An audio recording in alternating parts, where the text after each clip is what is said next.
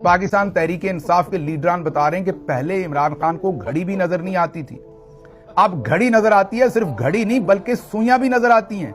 मैं तो परेशान हो गया, वहां से अडयाला जेल से बैठे कहीं इमरान खान साहब यहां मेरी घड़ी का टाइम भी ना देख ले। मतलब दूर की नजर इतनी फिट कर दी है। हमारे अपने लीडरान 6x6 का जिक्र कर रहे हैं।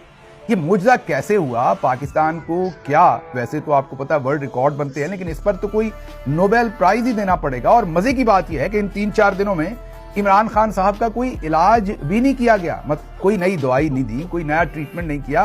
देखें अल्लाह का मुजजा, बैठे बैठे इमरान खान की आंख ठीक हो गई। आपको पता है पाकिस्तान नंबर 1 पर क्यों आ रहा है इसमें? आपको पता है ये रातों रात सब कुछ क्यों हो रहा है?